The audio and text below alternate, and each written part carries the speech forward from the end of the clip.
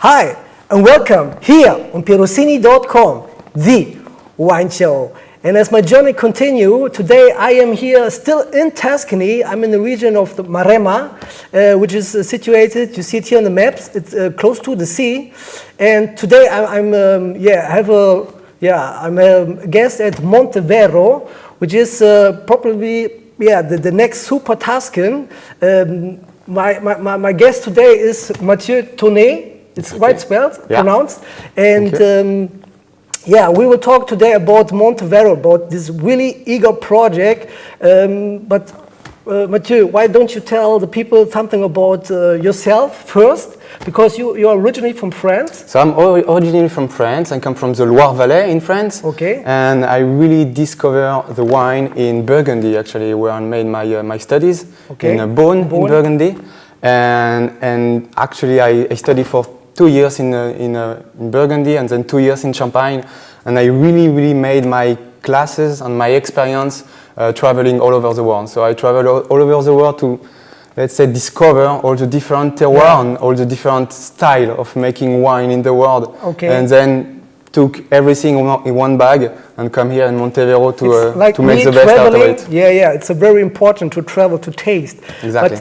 But, so tell the people something about the project Monteverro, because it's like really eager. Yeah, so Monteverro is a fabulous project. We are down in south of Maremma, let's say in the historical center of Maremma, which is, the Provincia di Grosseto. And we are here in Capalbio. Georg Weber, the owner of German. He's German, yeah, he's from Munich. And he discovered 7 years ago already, 8 years ago already, this beautiful place. He fell in love with Capalbio and with Maremma Bassa, which is the south part of Maremma, and discovered this place, Monteverro, the hill. Yeah. Is called Monteverro. Vero is the actually, Monteverro is a male, the cinghiale. The husband of the cinghiale, exactly. Yeah, okay, the cinghiale. And he found this place, he found this beautiful soil, and was really amazed by the potential of this place. So in 2004, he decided to plant the first 5 hectares of vineyard. Then again, another 5 hectares in 2005 and 2006. And in 2008, I arrived in the year of 2008 and made the first vintage. The first vintage, wow. So you have also, the team is really international. We have, for example, you have also like Michel Rolland, he works also Michel Rolland is working with us since 2008 or so. So how is it to work with him? It's like, he's a man with so much. It's amazing. He's coming with also him full of experience. Yeah. And it's always good to have someone with back image of the wine making all over the world, and always here to criticize me and criticize the wine in Monteverro. That's always good to have a person like this. Yeah, it's important to go avanti. Exactly. Yeah. And Monteverro stands for, you don't plant it Sangiovese, you have more a concentration of varieties from Bordeaux, like Cabernet Sauvignon. Actually, the vision of Georg Weber at the beginning was to really create a world-class wine out of Bordeaux varieties. So Cabernet Sauvignon, Cabernet Franc, Merlot, and Petit Verdot. And then he had also the crazy idea, and really he wanted to have a challenge in this Bassa Maremma, and he wanted to plant some Syrah and Grenache to make a special blend of Syrah and Grenache, and also 100% Chardonnay wine. So the fact that he wants to create a real high quality wine, you see it here in the picture. It's during the harvest, everything is handpicked. You have, when the grapes come in, there is the selection you make a triage, a double triage, and then there's no pumping in the wine cellars. Everything by gravity, falling down to the tank. So it's really crazy. It's really big investment. Actually, it's a big investment. Everything is quite modern, quite technical, but it's really the technique at the service of the wine and at the service of the grapes. Because Georg Weber think really that the grapes are done in the vineyard. Okay. So then it's just respecting the nature and respecting the grapes in the cellar. I find it really amazing. So just before we are going to taste the current vintage 2008, we were going to taste 4 wines, 1 white and 3 red wines. Can you tell the people something yeah, apart that it's really beautiful countryside here in Capalbio. What's the most particular thing maybe about the soils, or I don't know? What is the most for you? I guess we are in the historical center of Maremma, as I told you, and I don't know if you know the history of Maremma, but Maremma used to be a quite isolated place. With many in mosquitoes, Tuscany. right? Exactly, because it used to be a swamp, and so people were kind of isolated from the rest of Tuscany. And so we have here people with a lot of character and lots of tradition still remains from this time, actually. And it's only in the 40s that all the swamp has been dried out, and after, in the Alta Maremma, in the region so-called Bulgaria, they begin to plant all this beautiful vineyard. Okay. And that's only 10 years ago that we planted lots of vineyard also. Some vineyards were being planted near Capalbio in the south region. And I think what's coming out from this region, and particularly from the south of Maremma, is really the character and the wideness of these people that we can find in the wine. It's really always very spicy wine with a lot of power and I think a lot of character, yes. Okay, so but also with always a little beautiful touch of elegance. Yeah, we will see, and so I hope you were ready.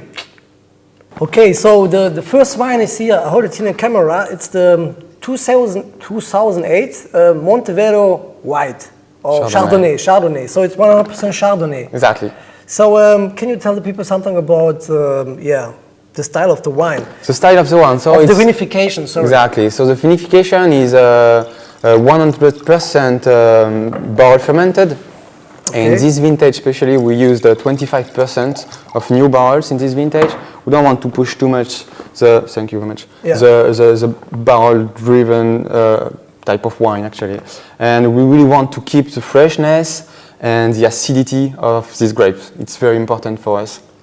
That will then balance and actually because we have a lot of sun, so it's a wine quite expressive with very ripe fruit, and so we want to keep this balance with freshness and acidity. That was important for us. We have the Chardonnay grapes or wines. They are the plots are more in the cooler parts or more in the more elevated parts. Actually, they are more in the cooler part, and we on this special block we elevated the plants of 20 centimeters in order to be sure that there is a fresh wind that's coming to refresh the grape. So it's not burning the aromas of the wine. Okay. And so the wine are pretty much harvested at the end of August, between the 25th of August.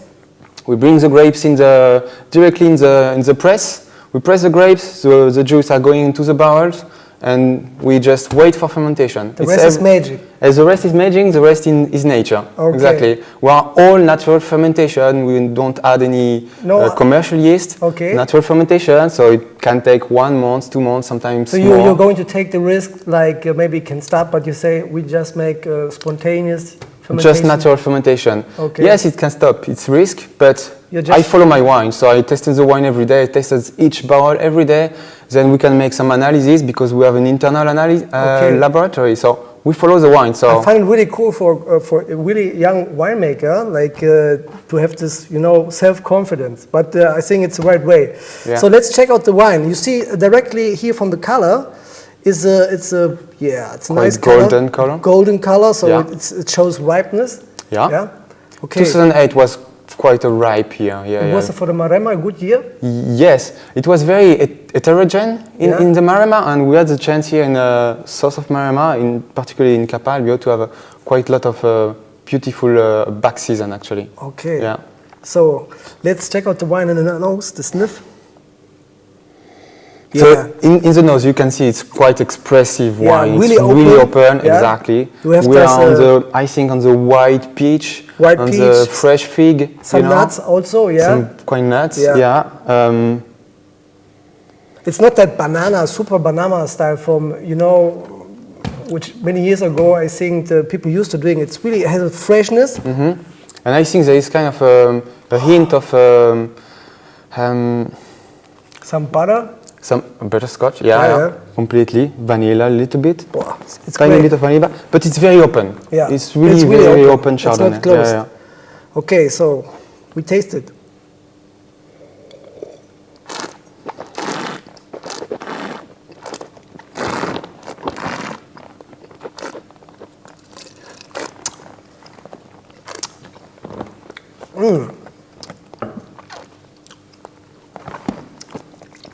So you see, it's a wine with full moss. I mean, Yeah, beautiful moss, but there is this freshness, this acidity, have it, this yeah. tiny bit of bitterness at the end of the moss, which I would say kind of zest of lemon, you know? Yeah, but it has also this, it's full ripeness, it's really juicy. Yeah. Yeah, Fresh juice, It's the, quite the acidity is quite refreshing because Exactly. I think it's really useful for the style of wine here from this region. It balanced the wine. It's the body is like I would say it's kind of mix of medium bodied and good structure, good body, full bodied. So it's like it lingers really well. Has a nice complexity and so it's the first vintage. It was the first vintage, exactly, Okay. it's first shot, Okay. actually. Yeah. So I think we can really see the potential of this terroir Yeah. already. Okay. And can you feel also the small salinity and the small sapidity at the end of the Absolutely. mouth? It comes from the sea, right? Exactly. We can definitely have this Mediterranean sea influence in the wine. So, compliment for this first wine. It's a really good strike, and I'm looking forward for the next wine. So the next wine will be the 2008 here for you in the camera. The 2008 Tinata, which has a meaning. Tinata, does it mean something or? Yes, I can explain you. So actually, Tinata is kind of a homage to the mother of Georg Weber, the owner of Monteverro. Okay. Our mother is called Christina. Okay. And so we found the name Tinata in homage to our mother because she really loves the wine blended from Syrah and Grenache from south of France. Okay. So Georg thought, let's make an homage to my mother because So she's completely passionate about wine as well. Yeah. So this is Syrah So Grenache. this is a Syrah and Grenache blend. Where? 70% Syrah, 30% of Grenache. Okay. Yeah. Right. Well, the color, it's Quite intense, violet. violet. Seems to be color. very velvet. Yeah. Yeah, quite brilliant. Let me tell you one thing. Only on the white we are doing filtration. On the red we are not doing any fining, neither filtration. So that's really quite the wine as it is. Okay. Yeah. So Matthieu is I don't have to. Let's check out the nose. It's like amazing. It's like That's very expressive wine. expressive wine. We have full of like dark cherries. We have some plums. We have kind of licorice, some mintiness as well. Rosemary. Exactly. What I wanted to say, it's all Absolutely. this rosemary, sage, laurel, all these herbs that you can find actually in the macchia here Okay. around this particular block, because this particular block of Syrah and Grenache are really very close to the macchia. Yeah. And I really think that there is kind of an influence between the vineyard and the macchia, and we can really feel actually the macchia influence in this wine. Absolutely. Fresh lavender as well. I think it's really also on the lavender, absolutely. I have in front of my on door. the I have flower lavender. side. It's absolutely. And it's not like this tobacco, like cedar note. It's more the food. It's more in the front. So that was quite a challenge. You know, it's aged in barrel, so it's aged for 20 months in barrel. Okay. So there is only 40% of new barrel, but we wanted to really have the good balance. Okay, you make this page afterwards, the blending, or the wine, the Syrah and Grenache. Every single block, every single lot are aged separately, and we make the blending, let's say, stage by stage. Okay. So we make one blending session after 6 months, and then another after 1 year, and the final blending session after 1 year and a half, pretty much. Great. So that's, lots of experience. I'm excited Very to sexy taste this nose, one. I think. Yeah, absolutely sexy. Wow.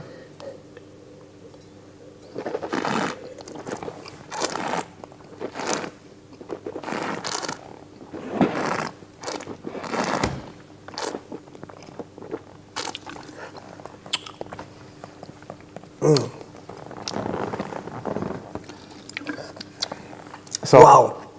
And I think we can really find this sexiness again. Yeah, it's absolutely full of juice. Has some. It's very soft and it's velvet. It's like good acidity, great tannins. Really very great integration of the tannin, and the velvety of the tannin is really, really important for us. Quite an accessible wine, really. It's it lingers very long and has this really. When you swallow a little bit down, it has some this minerality, this some spiciness. Well, it's like it's a really good job done here. Yeah, and what was very, very amazing, and I was really, really surprised with red wine, and particularly with the Syrah, is being able to have such acidity on my Syrah here in south of Tuscany, and I was amazed with the terroir we have, and I'm sure you're gonna see some picture of the terroir we have here.